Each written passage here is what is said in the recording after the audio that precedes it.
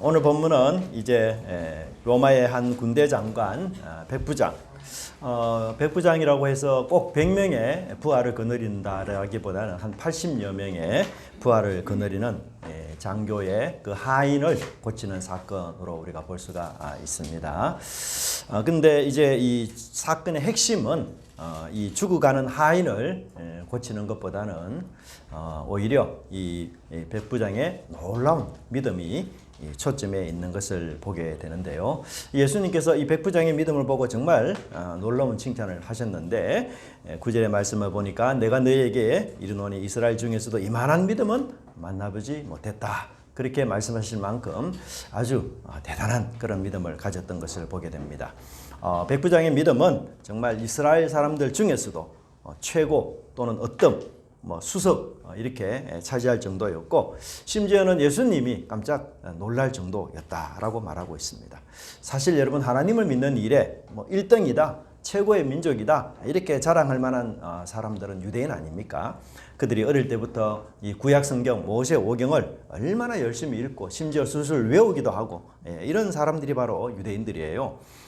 그런데 이 믿음에서는 이방인 백부장이 오히려 이 유대인들보다 더 뛰어나다. 예수님이 이렇게 말했다는 것 자체는 믿음에 역전이 일어났다. 이렇게 우리가 말할 수가 있습니다. 예수님이 믿음을 기대한 유대인들에게는 오히려 믿음을 만나지 못하고 믿음을 전혀 기대하지 않았던 이방인에게서 이 탁월한 믿음을 발견했다는 것은 정말 예수님께도 놀라운 그런 일입니다. 여러분 유대인들은 아침에 일어나자마자 매일 하나님께 3가지에 대해서 감사기도 한다라고 말씀을 드렸어요. 그중 한 가지가 바로 무엇입니까? 내가 이방인으로 태어나지 않은 것에 대해서 감사하다라고 기도를 했을 정도입니다. 또 한 가지는 내가 여성으로 태어나지 않으면 감사하기도 하고요. 그만큼 이 유대인들은 이방인들을 혐오하고 미워했습니다. 그들은 이 이방인들과 접촉하거나 만나게 되면은 내가 부정해준다 이렇게 생각을 하고 여러분 유대 사회에서 부정해지면 어떻게 되는 줄 아십니까? 하루 동안은 아무도 누구하고도 만날 수가 없어요. 하루 동안 정결 예식을 치러야 되고 이 몸을 깨끗하게 씻고 하루 동안 있어야 돼요. 하루를 지나야만 깨끗해져서 이제 유대에 있는 사람들하고 어울릴 수도 있고 또 이렇게 예배 시간에 나와서 하나님께 제사도 드릴 수 있는 그런 것이었어요. 그런데 이런 혐오 대상인 이방인 백부장이 이 유대인들을 능가하는 놀라운 믿음을 가졌다. 이것은 도대체 우리에게 뭘 말한가 하면 이제 유대인들이 가졌던 전통 이것은 깨어지고 예수님을 통해서 새로운 시대가 새로운 믿음의 시대가 도래했다라는 것을 우리에게 말씀해 주고 있습니다. 신앙의 관습, 습관, 연수 이것이 기준이 되고 이것이 자랑이 되던 이 시대는 이제 끝이 나고 이제는 살아있는 믿음, 생생한 믿음을 가진 사람이 하나님께 인정받는 시대가 왔다라는 것입니다. 유대인이냐 아니냐 혈통이 중요한 기준인 시대는 이제 다 지나가고 믿음이 하나님 백성의 굉장히 중요한 핵심 기준의 시대가 왔다는 것을 이야기하고 있습니다. 여러분 이러한 새 시대가 도래했기 때문에 사실 우리 한국 땅도 이방 아닙니까? 이방 땅. 이 교회, 이 땅에 교회가 생겼고 저와 여러분이 이방인인 저와 여러분들이 믿음 생활을 할 수 있는 길이 열리게 된 것입니다. 이 백부장의 뛰어난 믿음을 누가가 이렇게 소개하고 있는 것은 비록 우리가 이방인이라 할지라도 사실 우리는 원가지가 아니에요. 그죠? 그 원가지에 접붙임을 받은 가지가 바로 우리입니다. 그리고 우리는 구원의 순서에 있어서 유대인이 먼저예요. 이방인들은 구원의 순서에 있어서 2번째에 속하는 사람입니다.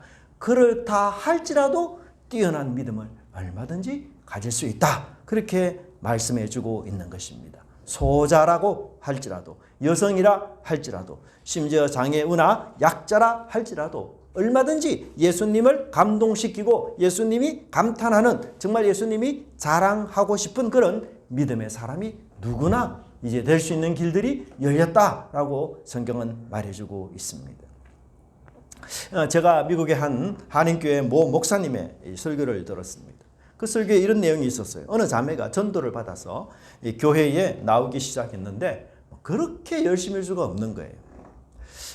사실 뭐 우리 교회 나오시는 분들이 천천히 서서히 이렇게 자라는 분들도 계시지만 아주 이분은 독특하게 초급성장을 하는 그런 분이셨어요.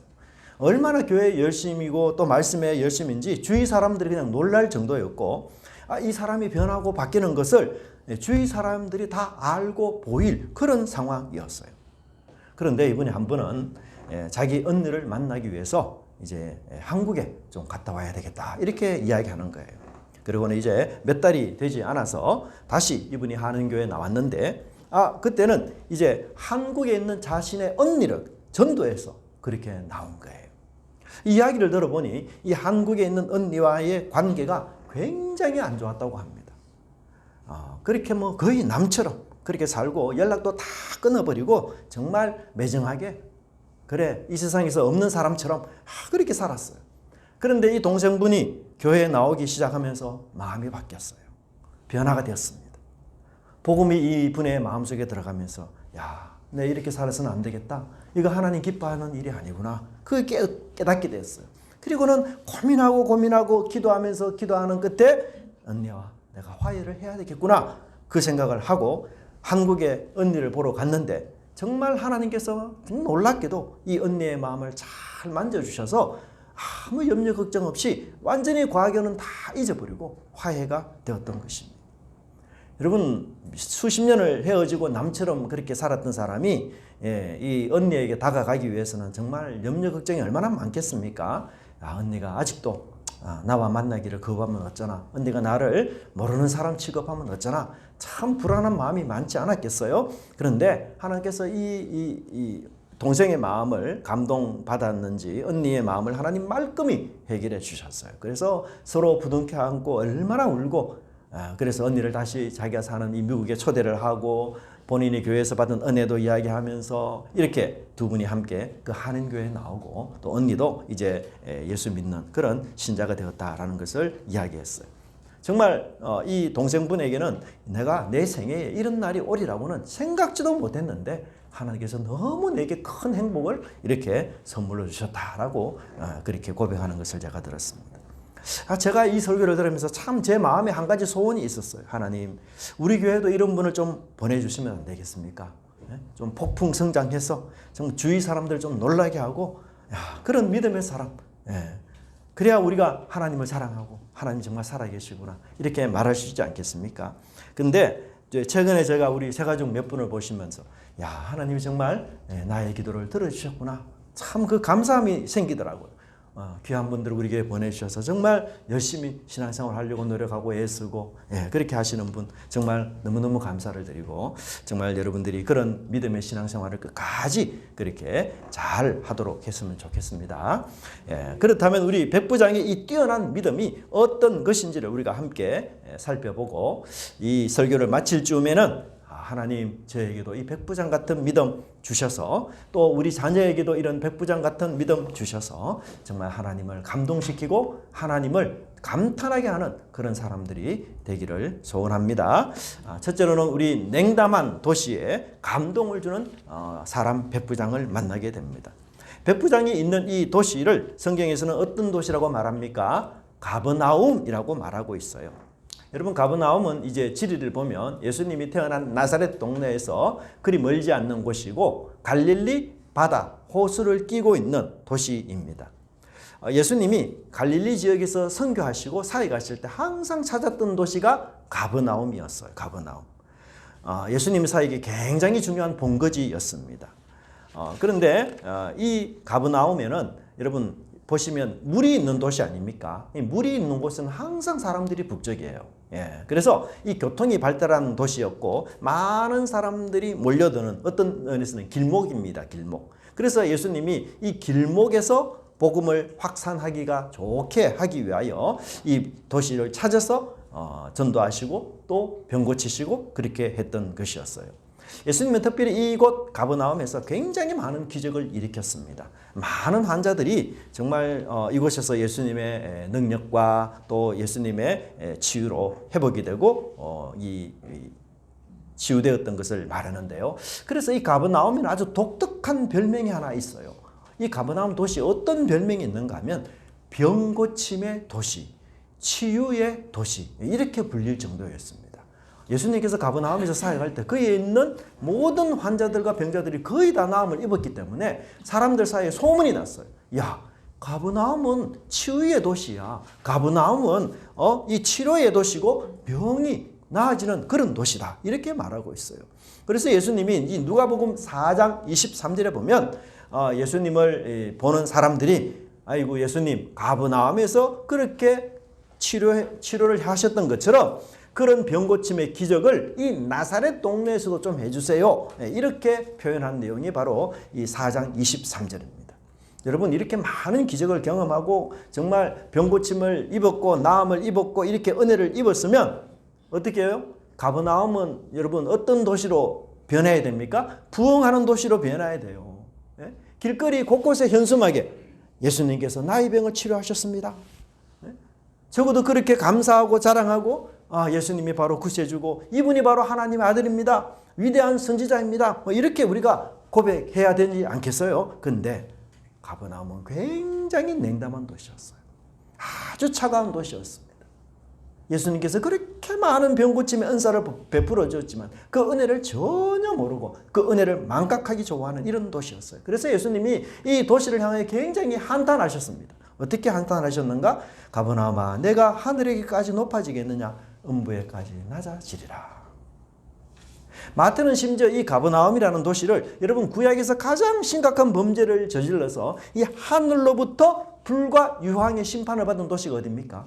소돔과 고모라잖아요. 정말 저질 도시고 폐륜의 도시입니다. 그런데 그 소돔과 고모라보다도 너희들이 더 악하다. 그렇게까지 말씀하셨어요. 11장 23절에 가버나움아 내가 하늘까지 높아지겠느냐 음부에까지 낮아지리라. 네게 행한 모든 권능을 소돔에게 행하였더라면 그 성이 오늘까지 있었으리라. 가버나움은 그 악한 소돔과 고모라 성보다도 더 완악한 굳은 도시, 죽은 도시 그렇게 예수님이 평가하고 굉장히 이기적이고 감사할 줄 모르는 그런 감동과 감격이 전혀 없는 그런 삭막하고도 굉장히 메마른 도시라고 예수님이 호통을 치셨습니다. 그런데 여러분 놀라운 것은 이 도시에 정말 놀라운 믿음의 한 사람이 등장을 해요. 예수님을 감동시키는 믿음의 사람이 등장하는데 그 사람은 유대인도 아니에요. 모두가 바로 이방인 백부장이었습니다. 여러분 우리 모두는 이 세상의 존재 이유가 바로 이웃과 하나님을 감동시키는 이런 믿음의 삶 우리가 살아가야 되는 것입니다. 우리가 사는 이 세상 어떻습니까? 감사가 메마르고 참 남을 인정하지 않으려고 하고 자기 자랑에 빠지기도 하고 정말 자기가 최고 그리고 자기가 왕이라고 생각하는 이런 세상 속에 우리가 살고 있지 않습니까? 참 차가운 도시이기도 하고 어떤 의미에서는 폭력이 난무하는 도시이기도 하고 정말 제대로 이 죽은 그런 사람들이 잘 없는 제대로 된 사람이 잘 없는 어른들이 잘 없는 이런 도시가 아닌가 이 생각이 들 때가 참 많습니다. 그러나 우리가 이 도시 가운데 우리는 주님의 은혜를 입고 또한 주님의 은혜를 아는 자로서 남에게 감동을 주는 그런 믿음의 사람으로 살아가면 정말 좋겠습니다. 여러분 가장 가까운 사람에게 감동을 좀 주며 살아갑시다. 그동안 가정을 위해서 수고하고 애쓴 아내에게 우리 장미꽃 한 송이라도 전해주면서 우리 감사 표현을 좀 하면 좋겠습니다. 부족한 형편에도 우리 부모를 사랑하고 또 존경하며 불평하지 않고 자신의 일을 묵묵히 감당하며 따라온 우리 자녀들에게는 또한 초콜릿을 선물로 주면서 감사 표현을 좀 하면 좋겠어요. 정말 가까운 사람, 주위 사람을 감동시키는 것이 곧 누구를 감동시키는 것일까요? 예수님을 감동시키는 것이에요. 정말 저는 우리 교회가 감동이 있는 교회, 감동이 넘치는 교회이면 좋겠습니다. 말씀에 감동이 있고 기도와 찬양에 감동이 있고 그리고 우리 성도들끼리 서로 사랑하고 섬김으로 감동이 있는 교회. 그래서 예수님이 감탄하고 자랑할 만한 그런 교회가 되었으면 좋겠습니다. 둘째로는 바로 이 약자에 대한 사랑으로 충만한 사람이 백부장이었습니다. 여러분 2절에는 백부장이 살아하는 종이라는 표현이 나오고 있는데 여러분 백부장은 이 군 복무를 시작해서 약 한 15년 내지 20년 정도를 군 생활해야만 이 백부장의 지위에 올라갈 수 있어요. 그러니까 제가 우리 나라의 기준으로 본다면 아마 이 정도 군 생활한 분들이 대위나 아마 소령 정도의 직급에 해당하는 분입니다. 이 한 명의 백부장은 약 80명의 군사를 거느리는 지도자인데요. 이 백부장은 이 전투에서 명령권을 갖고 있을 뿐만 아니라 행정, 군사 뭐 이런 훈련의 총 책임자이고 봉급은 일반 사병보다도 2배나 많다 그렇게 보고되고 있습니다. 여러분 군대에서 이렇게 한 15년, 20년 동안 오래 근무하면요. 정말 산전수전 다 겪었을 것 아니겠어요? 예, 정말 참 군생활 능통한 사람이죠. 그리고 이 사람을 죽이는 전쟁도 여러 번 참여했을 것이고 전투에도 그렇게 참여한 그런 사람 아니겠습니까? 그렇다면 여러분 우리가 보통 이 군에서 이렇게 지도자의 이 사람 백부장의 어떤 성격의 사람이라고 생각이 됩니까? 대체로는 엄할 것이다. 그렇죠? 아주 사나울 것이다.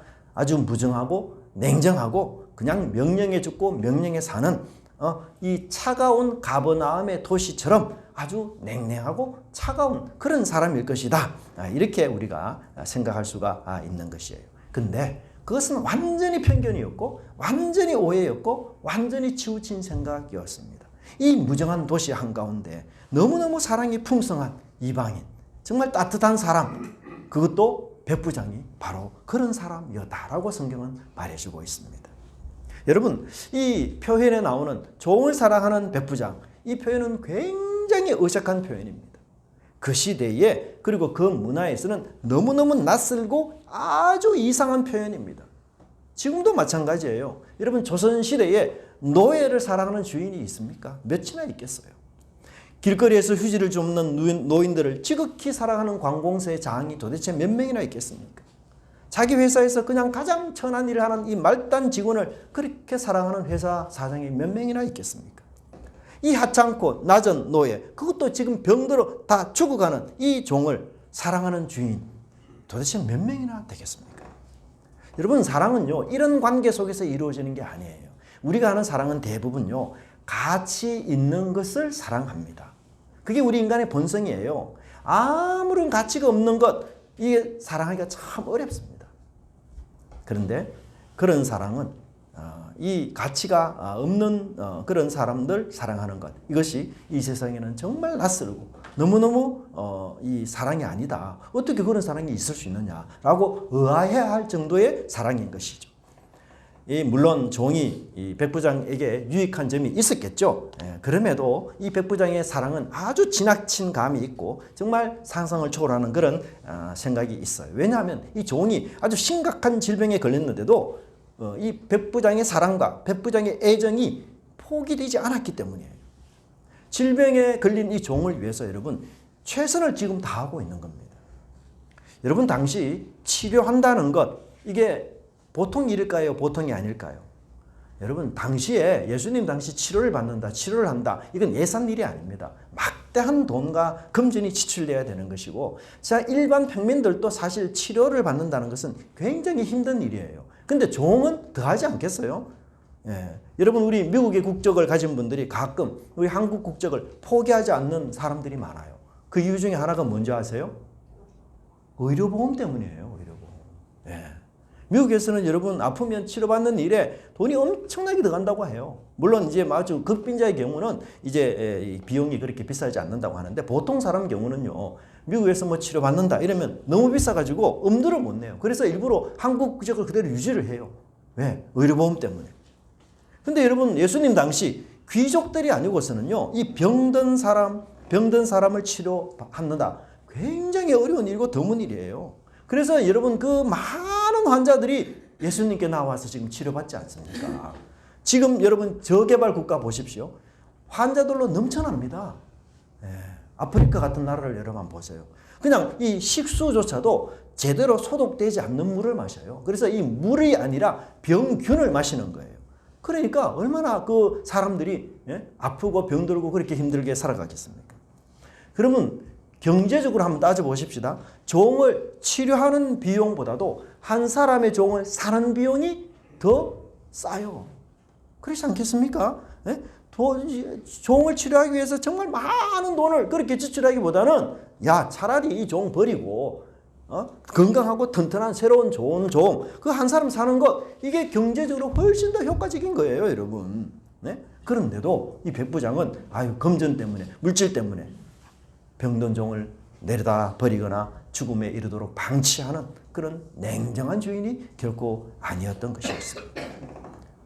치료가 더 이상 불가능했지만 그는 포기하지 않고 희망을 버리지 않고 마치 내가 아픈 것처럼 이 백부장은 종의 치유를 위해서 정말 노력하고 애쓰고 아주 힘쓰는 그런 사람이었고, 그의 사랑은 도중에 포기하거나 그만두는 것이 아니었습니다.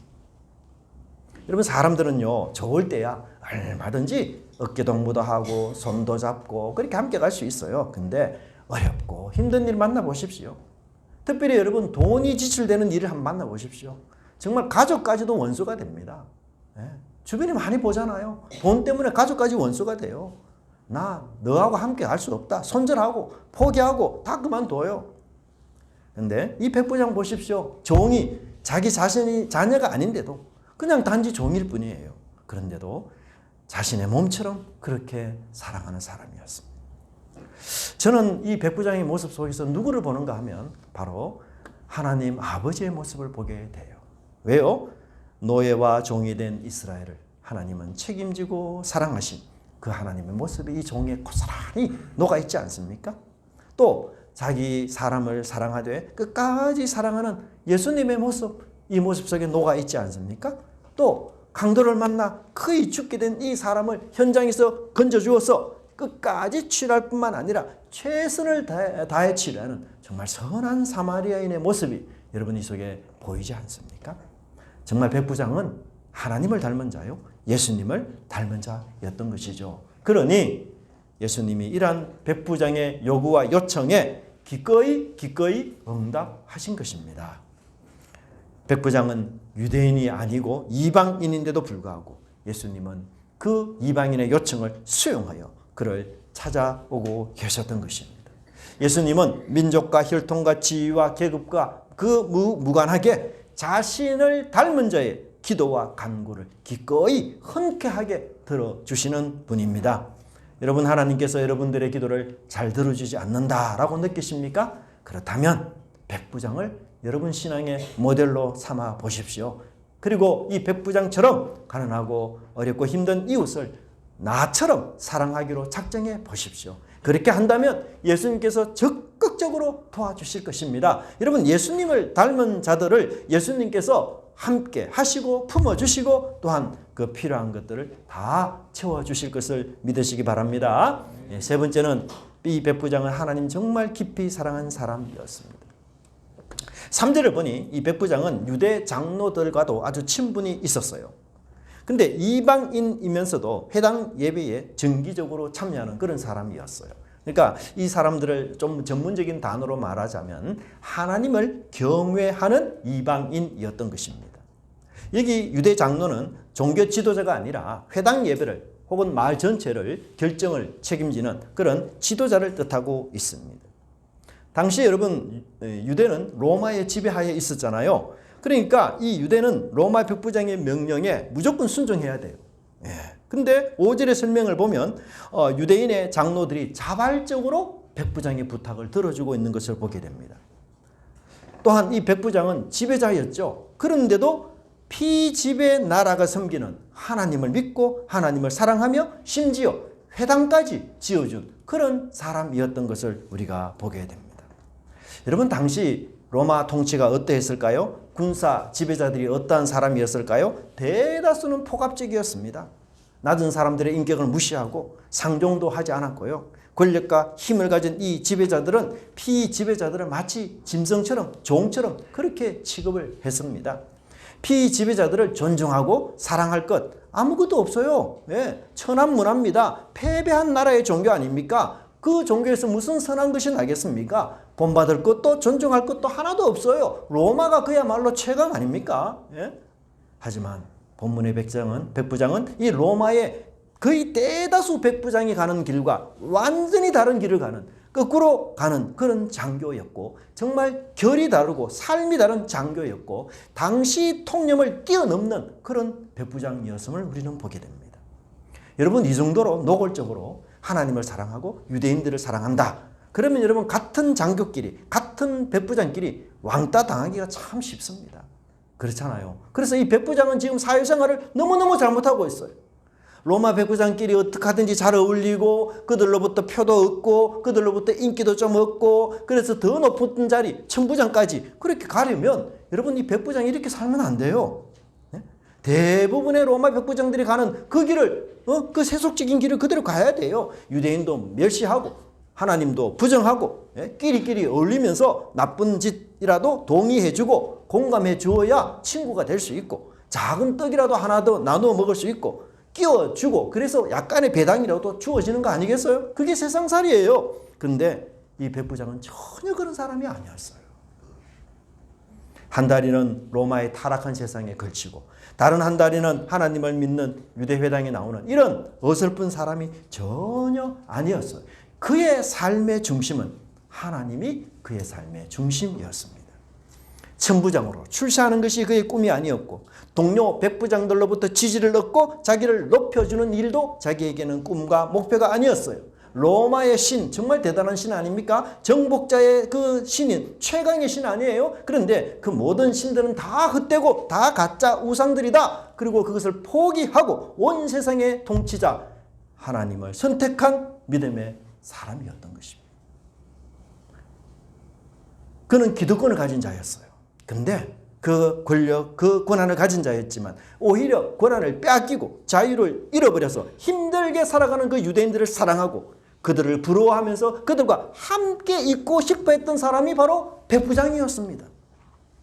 세상에 거의 많은 사람들이 가는 그 길을, 그 목표를 그는 거슬러 가는 그런 사람이었어요. 여러분 오늘 우리 주입사님도 그런 기도를 하셨지만 우리 인생을 살면서 여러분 우리보다 낫고 더 천하고 더 힘들게 사는 사람들 여러분 부러워한 적이 있습니까?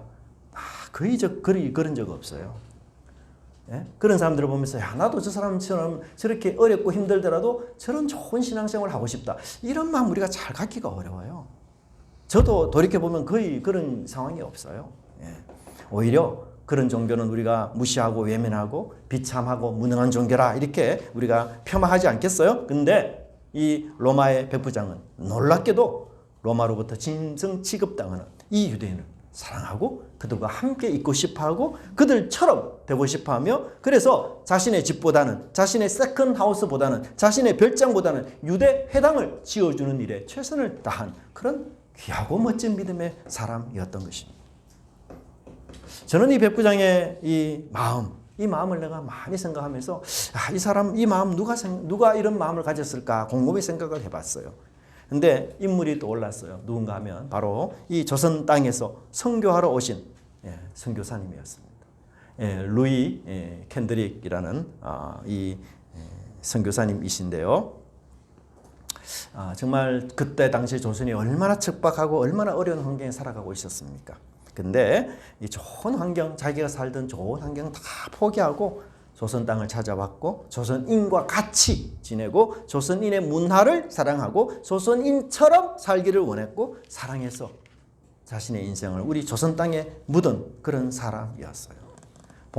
오늘 이 화면에 나오는 이 젊은 여자분은 루비 캔드릭이라는 분인데요. 이분이 마지막에 죽으면서 남긴 유언이 무엇입니까? 만일 나에게 1000개의 목숨이 주어진다면 모두를 조선을 위해 바치리라. 한국에 도착한 루이 캔드릭 선교사님은 송도에서 이 교사로 헌신을 했는데 이 캔드릭은 오자마자 아침 기도회를 인도하고 영어도 가르치고 또 주위에 아픈 사람들을 열심히 간호하는 그런 일을 했어요. 우리가 보다시피 굉장히 젊고 또 아름답고 그래서 참 사랑스럽고 아주 많은 헌신을 다한 그런 사람이었고 그래서 많은 한국 사람들이 이 사람을 정말 사랑했어요. 근데 우리 한국에 온 지 9개월 만에 과로로 그만 사망하고 말았습니다. 아마도 이분이 그 나라에 있었다면 이 과로의 병을 고칠 수 있었을 거예요. 근데 그때 당시 우리 조선이 얼마나 의학적으로 이렇게 제대로 되지 않지 않았겠어요. 그런데도 불구하고 이분이 내게 1000개의 목숨이 있다면 내 모두를 조선을 위해서 바치겠다. 그렇게 고백한 것을 보게 됩니다. 저는 이 본문을 보면서 바로 이 백부장과 같은 그런 하나님 중심적으로 생각하고 말하는 행동하는 이런 귀한 사람들 때문에 우리 한국에 이 기독교가 뿌리 내리고 또 많은 이들이 예수님을 믿게 되는 그런 놀라운 일들이 일어났고 이 그녀의 죽음이 하나의 미랄이 되고 씨앗이 되어서 열매가 맺히는 그런 놀라운 일이 일어났다고 저는 믿고 확신합니다. 백부장은 이웃을 낮고 낮은 사람들을 내 몸처럼 사랑하고 책임지는 그런 사람이었고 또한 하나님을 지극히 사랑하는 그런 사람이었습니다. 아주 평범한 진리입니다. 여러분 기독교인이라면 누구나 다 아는 진리 아닙니까? 하지만 실천하기는 결코 쉽지 않는 무거운 말씀입니다. 그럼에도 우리는 이 차가운 도시에서 이웃에게 감동을 주며 우리 주님에게 감동을 주는 그런 믿음의 삶 사시기를 간절히 바랍니다. 비록 루비 캔드릭은 짧은 인생을 살아왔지만 오고는 많은 사람들에게 감동을 주고 도전되는 그런 귀한 삶을 살았던 것을 보게 됩니다. 여러분 저와 우리 교회 성도님들 제2의 백부장, 제3의 백부장으로 사실은 은혜가 있기를 바랍니다. 그리하여 우리 죽음이 가득한 도시, 메마른 도시, 경쟁으로 치열한 경쟁으로 정글 같은 이 도시 속에서 우리 주님을 감동하게 하는 백부장처럼 사는 그런 믿음의 은혜가 있기를 간절히 바랍니다. 기도하겠습니다. 하나님 아버지 감사합니다. 오늘 이 백부장의 믿음을 통하여 우리의 믿음을 다시 한번 돌이켜보고 하나님을 진실하게 믿는 믿음으로 저희들이 거듭나서 하나님을 감동케 하고 예수님을 놀라게 하는 그런 믿음의 소유자들 될 수 있도록 인도하여 주시옵소서. 삭막하고 메마르고 그리고 자기만을 알고 살아가는 이 세상 속에서 하나님 저희들 빛의 사자로 부르셨고 또한 이웃을 내 몸처럼 사랑하는 자로 부르셨사오니 하나님 그 사명 잘 감당하여 우리 주님을 닮은 자로 설 수 있도록 하나님께서 인도하시고 역사하여 주시옵소서. 또한 하나님을 깊이 사랑하고 우리 삶의 중심이 하나님 중심이 됨으로 인하여 아버지 하나님께 인정과 또한 칭찬과 후세대 많은 사람들에게 복음의 씨앗을 뿌리는 저희들의 삶이 되게 주님께서 함께하여 주시옵소서. 그리하여 우리 주님이 기뻐하는 귀한 인생 되게 주께서 함께하여 주옵소서. 감사드리고 예수님 이름으로 기도드리옵나이다. 아멘.